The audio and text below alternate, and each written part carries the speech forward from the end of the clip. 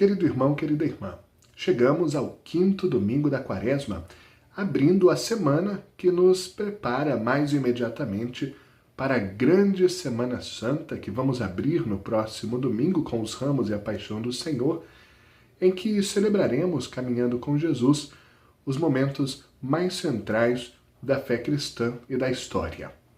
Neste quinto domingo, alguns temas de essencial importância nos são apresentados e algumas das frases mais importantes da Sagrada Escritura.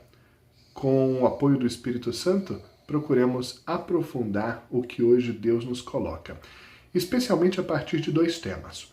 Um é a própria relação com Deus, a partir de um aspecto específico, a aliança, o compromisso, a relação de amor e intimidade que o próprio Deus estabelece conosco, prometendo colocar a sua essência dentro da nossa essência, o seu amor como o DNA daqueles que nele querem crer.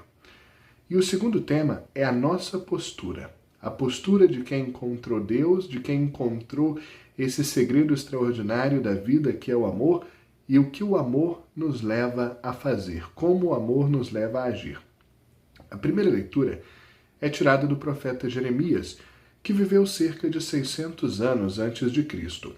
O momento histórico que a leitura hoje nos apresenta é um quadro em que Jeremias, movido pelo Espírito de Deus, atuava numa espécie de reforma religiosa. O povo vinha de um período complicado, de afastamento de Deus, de infidelidade, de corrupção, de pecado, de perda da identidade enquanto crentes, e Jeremias quer transformar esse cenário, apagando as imagens dos falsos deuses e trazendo de volta o povo a uma fé mais autêntica. Justamente nesse contexto que nos vem a leitura de hoje. E o profeta nos apresenta as palavras de Deus, Deus que quer fazer uma nova aliança com o seu povo, dessa vez com uma base diferente. A aliança anterior, feita no alto da montanha a partir de Moisés, foi com os 10 mandamentos, as tábuas da lei. Na prática, se a gente observa a vida do povo depois dos 10 mandamentos, não pegou muito aquela aliança. Em que sentido? O povo percebeu que era uma aliança que vinha de fora para dentro e não assumiu de verdade a lei de Deus. Tanto é que depois das tábuas da lei, até tem uns momentos assim de fé, de empolgação, de entusiasmo, de prática do bem, depois se perde. E o povo acaba escravizado pelo enfraquecimento da sua fé e da sua conduta. Agora, Deus diz que quer estabelecer uma outra aliança, mas que em vez de vir de fora para dentro, como uma lei, vem de dentro. Deus promete, naturalmente para quem assim desejar, abrindo-se livremente, Deus promete colocar aquela sua lei não mais como um conjunto de normas que vem lá do alto da montanha, mas como um significado profundo da própria vida e da própria existência que Deus imprime dentro do coração de cada pessoa. Escute as palavras de Deus. Virão dias em que farei com a casa de Israel uma nova aliança, não aquela que fiz com os seus pais, quando os retirei da terra do Egito. Esta aliança será assim: imprimirei minha lei em suas entranhas e hei de inscrevê-la em seu coração. Eu serei o seu Deus e eles serão o meu povo. Não será mais necessário ensinar aos outros dizendo: conhece ao Senhor. Todos me reconhecerão, do maior ao menor, pois eu perdoarei sua maldade e não mais lembrarei o seu pecado. Deus se apresenta como aquele ser que pode ser conhecido dentro de nós. Essa aliança permanece válida. Deus pode ser encontrado dentro de nós. Procure Deus dentro de você, antes de procurá-lo externamente, e você o encontrará, porque Ele promete encontrar-se com você aí dentro de você, na sua essência, e ainda promete apagar o mal do passado, perdoar os pecados todos, apagá-los, esquecê-los, limpá-los. E o que é que nós precisamos fazer para ter essa realidade tão bonita? Querer nos abrir a Deus que já veio ao nosso encontro, está dentro de nós e põe a sua lei dentro de nós. De modo que, buscando essencialmente quem nós somos, nos encontramos com Deus. Santo Agostinho tinha textos belíssimos. Em um deles, muito famoso, ele dizia: fui tão longe tentando te encontrar e tu estavas aqui, dentro de mim. O salmista, no Salmo 50, o salmo que mais aparece nesta quaresma, pede a Deus um coração novo, um coração puro, um coração decidido a amar, que não mais se prende ao pecado, mas que, reconhecendo ser continuamente perdoado por Deus, vive uma vida nova. O salmista reza: tende piedade, ó meu Deus, de mim, na imensidão do vosso amor, purificai-me, lavai-me do pecado, criai em mim um coração puro e dai-me um espírito decidido. Um coração puro é um coração que não se apega às riquezas e aos prazeres deste mundo, mas que está livre para ir ao encontro de cada próximo, para experimentar as realidades de Deus, para dizer não aos próprios instintos, ao próprio egoísmo.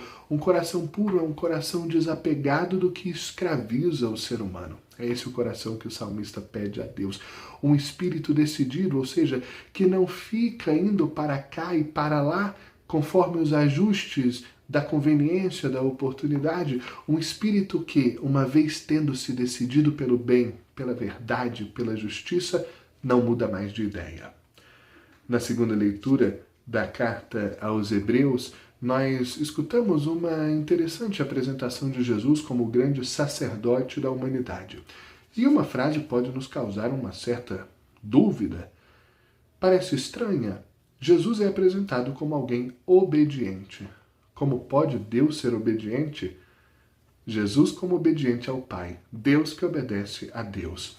Ao se mostrar à humanidade como obediente, Jesus santifica a obediência. E o que é a obediência em Jesus? É a comunhão total com Deus.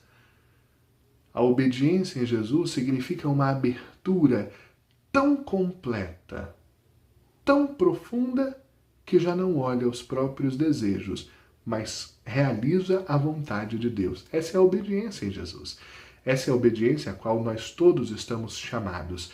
Criar uma tal intimidade com Deus que não haja outra vontade em nós senão a vontade de Deus. E a vontade de Deus é o amor, a plenitude, a realização da pessoa, a reciprocidade do amor, a generosidade, o perdão até ao inimigo, a prática da justiça. No extraordinário evangelho de hoje, nós estamos no capítulo 12 do Evangelho segundo São João. Jesus faz um discurso importante em Jerusalém para os que tinham ido até a cidade santa celebrar a festa. Algumas pessoas procuram Filipe, apóstolo de Jesus, e dizem: queremos ver Jesus. Jesus então faz um discurso misterioso, dizendo que chegou a hora em que o Filho do Homem será glorificado. Jesus fala da própria morte. A sua morte seria a glória de Deus na terra. E Jesus lança uma das frases mais importantes de todos os evangelhos. Se o grão de trigo que cai na terra não morre, ele continua só um grão de trigo. Mas se morre, produz muito fruto. A imagem do grão de trigo que cai na terra e não morre é a imagem do ser humano que se fecha em si mesmo, não se abre, não vai ao encontro do outro, não se interessa pelas realidades que estão ao seu redor, não vai na profundidade dos relacionamentos, não olha no olho, não conhece a verdade sobre a vida, nem a procura. Alguém fechado. Jesus afirma que quem é fechado, quem olha só para si, quem constrói uma proteção ao seu redor para não ir ao encontro do outro, morre, permanece na solidão. Não encontra sentido a sua existência, não transforma nem a sua vida nem a dos outros. De outro lado, o grão de trigo que cai na terra e morre produz muito fruto. O que é a morte? no contexto e no conceito de Jesus. A morte aqui é uma figura, é a morte do egoísmo. A morte de si mesmo é negar os próprios desejos para encontrar a realização de si mesmo na doação de si a Deus e ao próximo. Jesus usa uma figura tão forte quanto morrer, porque de fato, deixar o nosso egoísmo e nos lançar no amor exige de nós tudo. Perder a ideia, ter mais paciência, calar mais do que falar, sair do comodismo. O amor incomoda, o amor desinstala. O amor exige esforço, sacrifício. O amor cansa, mas naturalmente o amor vale a pena. Por isso mesmo, amar significa sempre morrer. Uma das formas de nós identificarmos o que é o amor é ver se custa. O amor custa. Aquela opção que mais custa normalmente é a opção do amor. Guardemos bem essa ideia. Se o grão de trigo não morre, fica só. Se morre, produz fruto. Assim também, cada ser humano, se é capaz de matar a si mesmo no seu egoísmo e viver doando-se ao próximo, na vontade de Deus, frutifica abundantemente. E quais são os frutos? Paz, beleza, conversão, transformação, alegria, plenitude, muda a vida dos outros, deixa os outros contentes, alegres, deixa uma marca de luz, uma marca de bondade, de generosidade por onde passa, é apreciado pelos outros, faz com que os outros também descubram as belezas da vida e a felicidade. Jesus mais para frente dirá ainda: é agora o julgamento deste mundo. Agora o chefe deste mundo vai ser expulso, e eu, quando for elevado da terra, atrairei todos a mim. É uma afirmação misteriosa. Quem é o chefe deste mundo? É o diabo. Aqui nós precisamos entender o que significa a palavra mundo na Bíblia. Ela é apresentada como uma contradição ao paraíso. Em Romanos 5, nós lemos que a morte entrou no mundo pelo pecado. Por isso que o autor sagrado usa a palavra mundo como um lugar do pecado, como um lugar do afastamento de Deus, da desobediência, do orgulho, da inveja. O mundo é onde a graça de Deus não reina, mas o que reina é o egoísmo. Jesus diz que o chefe do mundo será expulso porque virá a cruz. A cruz é insuportável ao diabo. Qual é a grande força do diabo? O egoísmo. E encaminhar as pessoas a fazerem a sua própria vontade. Fecharem-se em si mesmas. É o grão de trigo que não morre. A cruz é o grão de trigo eterno, o grão de trigo definitivo da humanidade, que morre e produz o maior de todos os frutos. A ressurreição da humanidade.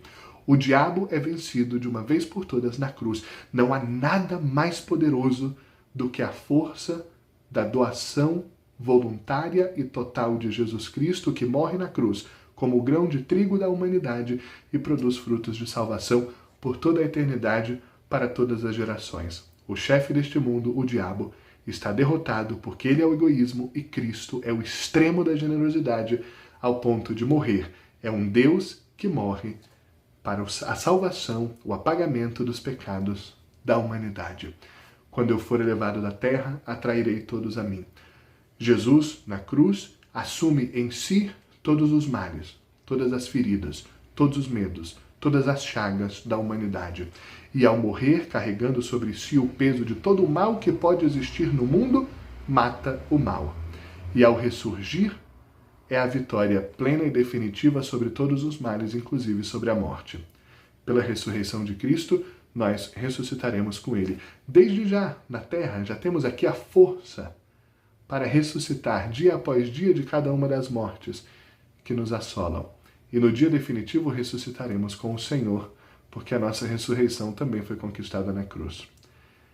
Que a forte palavra de Deus neste domingo nos anime Que a palavra de Deus nos leve a valorizar a aliança que o Senhor fez conosco dentro de nós mesmos, a encontrar a lei do amor inscrita em cada coração humano e reconhecendo que somos profundamente amados por Deus, que infundiu a sua graça sobre nós, tenhamos a coragem de morrer para nós mesmos e nos doar no amor concreto a cada próximo, em cada momento, porque a doação de nós mesmos é a nossa vitória sobre todo o mal que nos perturba.